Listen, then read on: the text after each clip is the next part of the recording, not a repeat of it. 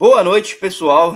Meu nome é Bruno Lima. Estou aqui com Eduardo Jardim depois desse empate apático do Santos, mais um na temporada. E aí, quando eu falo apático, eu falo de maneira geral, não só do time em campo, não só do que o Santos demonstrou no gramado da Vila Belmiro, mas também por parte da sua diretoria, que não se movimenta e hoje foi alvo de protestos por parte da torcida. Edu Jardim, que está lá na Vila Belmiro, assistiu o jogo em loco, pode trazer mais detalhes de como foi esse clássico na Vila Belmiro e como é que foram também os protestos da noite. Fala, Edu, boa noite e comenta com a gente, explica pra gente como é que foi essa atuação do Santos essa noite na Vila Belmiro. Fala, Bruno, boa noite a todos que estão acompanhando o canal Alçapão, nosso pós-jogo aqui. Uma partida, acho que melancólica, apática, são bons adjetivos para definir. O Santos foi bem mais combativo do que tinha sido no sábado, pelo menos a minha visão, claro, mas foi muito pouco criativo. O Santos teve muita dificuldade em construir, o Santos dependeu muito de lançamento, de bola longa. O Vojvoda mudou o time, alguns jogadores com desgaste, mudanças por opção também, né? Ele coloca o time mais ou menos parecido em questão de formatação. Aquele jogo contra o Red Bull Bragantino, né? Com duas linhas de quatro, dois meias abertos e meio que uma dupla na frente, não necessariamente tão próximos. O Gabriel voltou um pouquinho mais para jogar, até saiu da área e tudo mais, mas é um pouquinho diferente do que tinha sido no sábado. Só que faltou muita criatividade. Faltou muita criatividade. O Santos meio que acha um gol, entre aspas, uma finalização do Adonis, que o Rafael espalma e o Zé Rafael estava bem posicionado. Mas se você for ver as jogadas que o Santos criou, foram todas mais por cruzamentos ou uma outra individual. Como, por exemplo, do Miguelito, que reclamou de um pênalti. Eu ainda nem vi esse replay, né? Eu confesso que daqui da Vila eu vim só na hora, não vi o replay ainda. Mas foi muito pouca coisa, né? Foi abaixo do que se espera ideal. O São Paulo também não fez um grande jogo, mas quando colocou os principais jogadores, empatou em 5 minutos, né? E depois nem criou lá muita coisa, parecia bem satisfeito com o resultado. Então, era um jogo que o Santos poderia ter vencido, poderia ter ficado um pouquinho mais tranquilo, toda a sua situação no contexto geral, né? No brasileiro ficaria com 3 pontos, agora tá até com 1, né? Fora da zona, mas enfim, campeonato longo e tudo mais, mas é importante, sempre importante vencer clássicos em casa e pontuar, né? Nos seus mandos. E rapidamente sobre o protesto, a principal organizadora do Santos, né, a torcida jovem, passou o primeiro tempo inteiro em silêncio, sentados, né? E no intervalo, a partir do intervalo, já muitos protestos contra o presidente Marcelo Teixeira, contra o diretor de futebol Alexandre Matos. Até teve uma cobrança a mais no elenco, assim, mas a cobrança mais firme foi no presidente e no diretor de futebol. Até sobre isso, já emendo, já que eu já passei pela coletiva, Vojvoda e Gabigol falaram lá na coletiva. O Vojvoda até meio que deu uma escapada disso, mas ele deu indícios de que, olha, prometeram uma coisa para ele e não entregaram. Essa, pelo menos, foi a minha interpretação. Mas, enfim, basicamente o panorama geral do jogo foi esse, Bruno. Não, assim, concordo com você, assim, também defino a atuação do Santos de maneira apática. Acho também que o Santos achou o gol, não fez por merecer sair, terminar o primeiro tempo em vantagem, mas foi feliz ali na finalização do Adonis. Em relação ao lance do Miguelito, não foi pênalti, a jogada foi bem desenvolvida por ele, mas ele acaba parando no meio do jogador do São Paulo, não foi uma entrada faltosa por parte, se eu não me engano, do Sabino. E assim, a gente já vinha falando sobre isso durante a semana, né? Que a paciência da torcida tem esgotado, e a gente até comentava que, em caso de derrota, era possível que o presidente Marcelo Teixeira, por ser um dirigente populista, talvez viesse a tomar alguma atitude mais drástica. A derrota não veio, imagino que nada venha a acontecer nesta semana, mas fica muito claro que a antipatia, vamos dizer assim, a rejeição da torcida em relação ao Alexandre Matos, ela é muito maior do que a impaciência dessa própria torcida com o trabalho do Vojvoda. Eu não cheguei a acompanhar a coletiva, mas provavelmente o Vojvoda está falando a verdade, devem ter prometido para ele coisas que não foram cumpridas. Só que assim, também acho que o Vojvoda, acho que a gente já conversou sobre isso em outras lives, em outras aparições aqui no YouTube, ele não se ajuda. Hoje me surpreendeu ele começar o clássico com o Mike. O Escobar eu já até imaginava, porque no clássico de sábado o São Paulo conseguiu explorar até que bem as costas do Lira, e aí ele, que já não tem muita boa vontade com os meninos da base, viu ali o prato cheio para fazer essa mudança, devolver o Escobar para a equipe titular. O Mike me surpreendeu, assim, a escalação dele. O Mike não comprometeu no clássico de hoje, não teve uma atuação trágica, mas ele é um cara que pouco acrescenta. Hoje ele é um cara que pouco acrescenta. Então, assim, fiquei com isso na cabeça do Vojvoda, tipo, mesmo diante, tudo bem, ele tem as convicções dele, ele tá ali trabalhando no treinamento, ele tá vendo o dia a dia do clube, mas também tem um lado da torcida, e o momento é de ser mais flexível. E insistir no Mike, para mim, foi não sei se foi um erro, mas enfim, não foi um erro porque o Santos não acabou perdendo, mas assim, também não foi um acerto porque o Mike pouco produz. Nas demais posições, acho que não tem muito o que dizer. O Santos não foi bem, mas também não foi mal. Assim. Foi uma partida arrastada por parte das duas equipes. O Santos não jogou bem. O São Paulo também claramente satisfeito, talvez só pelo fato de estar fora de casa, também se mostrou bastante satisfeito com o empate. Então, foi um jogo não muito bacana de se assistir.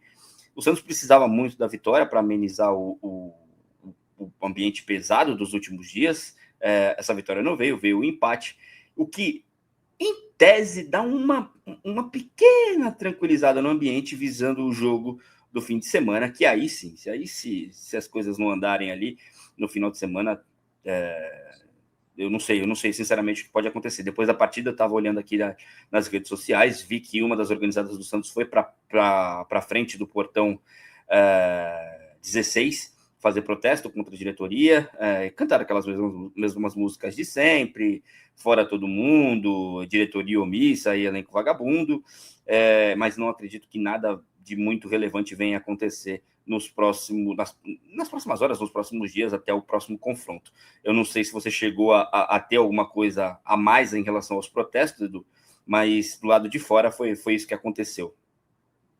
Não, realmente não ouvi, Bruno. Depois do encerramento da partida, tiveram algumas vaias assim, mas nada demais. Os maiores protestos foram mesmo no intervalo e na parada para água, né? A parada técnica ali do segundo tempo também tiveram alguns protestos, especialmente contra o presidente. Mas pós-jogo, fora da Vila Belmiro, eu realmente não vi, porque estava na coletiva. Só puxar rapidinho, já que você falou dos jogadores, é impressionante como hoje a gente viu mais uma vez um problema que o Santos tem em algumas posições. Eu tenho muitas críticas, especialmente à escolha do Vojvoda pelo Mike. Como você disse, nem foi das piores partidas dele com a camisa do Santos, e mesmo assim foi uma partida muito nula, né? O Mike pouco ajuda, não dá profundidade também no ataque, não é um grande defensor, enfim, eu realmente não entendo. Dito isso, olha a zaga o que acontece, né? O Adonis Frias sentiu a panturrilha, ele que estava com o amarelo já também, acabou entrando o Baço. O Baço falha no gol, claro. O Caleri janta ele naquela cabeçada, né? E foi perguntado no coletivo Vojvoda e ele falou: o Baço tem correspondido nos treinos. É a primeira vez que joga comigo, mas ele tem correspondido bem nos treinos. Então você imagina o nível de atuação dos outros zagueiros, né? Porque se o Baço tem correspondido nos treinos, aí você Então, assim, testa o também, Edu, Adonis. a gente também tem que entender, assim, o fato do elenco ser ruim, quer dizer, ou não estar em boa fase, facilita o jogador ruim ter uma boa atuação. Assim, se eu for Claro. jogar, se eu for brincar com um monte de criança de 4, 5 anos, eu vou conseguir me destacar de alguma maneira. Então, assim, o elenco não vive uma boa fase técnica e o João Basso, que não é um primor técnico, consegue manter o nível. E aí, manter o nível, ele faz alguma coisa lá minimamente correta que permite ao treinador vir a público falar isso. Mas também isso também a gente não sabe se é uma maneira dele também sair em defesa do jogador, enfim, já pensando na possibilidade de no sábado, domingo, acho que é domingo o jogo, eu não vou poder contar com o Adonis por conta de uma lesão, então já vou levantar a moral do cara, vou ganhar um ponto dele, vou passar confiança para ele. A gente não sabe se é exatamente isso. Mas Pode ser assim, também. cara, cara, não é possível assim que a gente enquanto jornalista, a torcida, enxergue no João Basso uma dificuldade técnica que os treinadores discordem. Eu não sei, porque ele não jogava já mais, né? Ele não jogava desde julho do ano passado. Ele se machuca, mas ele já não atuava há um tempo, né? E nem com o Kleber Xavier ele era um grande titular absoluto. Eu acho que é claramente um jogador que tem limitações, especialmente físicas, né? Um zagueiro lento, um zagueiro que não é ágil, um zagueiro que não é muito forte. Talvez tenha uma certa noção de posicionamento um pouquinho melhor, não sei, mas também não é grande coisa, não é um grande passador também assim. Enfim, e aí você tem o seu zagueiro titular, que até acho que vinha fazendo um bom jogo, tá? O Adonis. Sente a panturrilha, aí você tem no banco o Basso ou o Zé Ivaldo. Essas são as alternativas que o presidente Marcelo Teixeira e o diretor Alexandre Matos deixaram à disposição do técnico. Então é muito complicado. Eu acho que essa zaga, assim como os volantes também, exemplificam a montagem ruim de elenco que foi feita pelo Santos. O João Schmidt terminou o jogo hoje se arrastando, porque não tinha mais condição física, e aí você olhava para o banco, a opção era quem? Rincon. O Zé saiu porque ele, senão ele ia ser expulso. Eu não sei como ele não foi expulso, tá? Porque Sim, sim. aquele lance lá, eu falei, caraca, doideira, vai ser expulso. Não foi. Achei um milagre. Então, assim, é muito difícil. E vale lembrar que domingo não tem o Gabriel Menino ainda, né? Hoje ele jogou com os 3 volantes. Tudo bem, o Menino foi o meio aberto pela direita. Mas se ele repetir essa formação domingo, é Schmidt e Zé, porque não tem outro volante, é o Rincon no banco. Então vale lembrar isso aí. Mais uma vez citando essa montagem de elenco extremamente limitada. João Schmidt e Rafael demoram. O Zé fez o gol, ok. Mas tirando isso, ele não fez mais nada no jogo certo. Ele demora para tomar uma ação, demora para soltar a bola, demora para dar o bote. É uma lentidão que parece que os jogadores do São Paulo estavam em outra rotação. Não, e assim, a gente também tem que lembrar que o São Paulo não jogou com a mesma intensidade de sábado. O São Paulo entra com algumas alterações no time titular, e isso também dá ali ao Santos uma sobrevida. Mas quando o Crespo resolve colocar ali os seus principais jogadores, Luciano, Lucas, enfim, o São Paulo, tipo, precisa de, que nem você falou, 5 minutos para achar o gol de empate.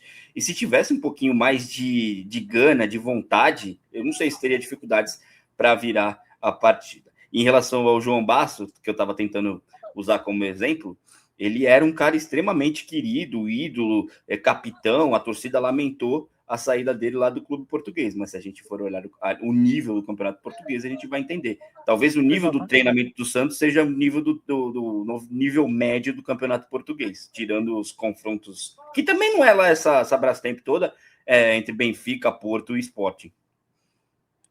Por isso que o Bilal Brahim, então, foi pro 12º colocado do campeonato português. E é capaz lá do técnico do Estrela Amadora falar que o Bilal tem um molho, vamos dizer assim.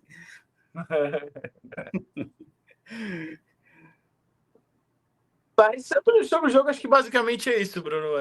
Coletiva também, Vojvoda, Gabigol, ambos falaram sobre os protestos, meio que deram razão para a torcida, claro, pediram voto de confiança, falaram sobre a recuperação do elenco, mas eu acho que é basicamente isso.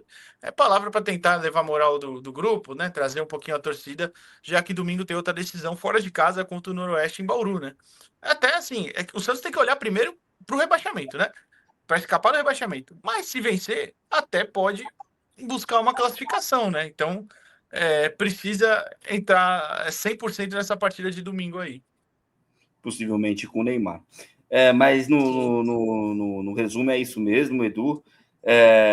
A gente nem vai se alongar muito por aqui. Provavelmente até o final de semana a gente faz uma live, né? Já como um pré-jogo para esse confronto do final de semana. Então, se você quiser deixar aí o seu destaque final, fique à vontade, Edu. Eu acho que destacar mesmo, talvez valha realmente esse time ter competido um pouquinho mais, que é o mínimo, é uma equipe limitada tecnicamente, então o mínimo que tem que fazer é ser competitivo, é ser combativo igual foi hoje. Não pode jamais repetir a atuação de sábado, mas precisa de um algo a mais, especialmente se quer vencer jogos, especialmente em casa, né? Onde tem a obrigação, em teoria. Acho que o outro recado o Miguel não fez uma partida brilhante, por exemplo, mas dos reservas acho que é quem melhor participou. Acho que hoje é um que ganha essa vaga como titular, talvez com o Neymar fique mais difícil, claro, com a volta do Neymar fique mais difícil ele ser titular, mas é um que vem pedindo passagem aí. Por exemplo, entre os meio-campistas, Gabriel Menino, ele, Barreal, todos que fizeram a função da frente ali, o Roleiser mesmo, que também entrou não tão bem, mesmo que em menos tempo. Para mim, o Miguel foi o melhor deles, mesmo com pouco tempo de participação. Então, acho que fica esse destaque aí para ele. Não que tenha sido um grande jogo tecnicamente, mas do pouco tempo que teve, foi um jogador mais agudo, né?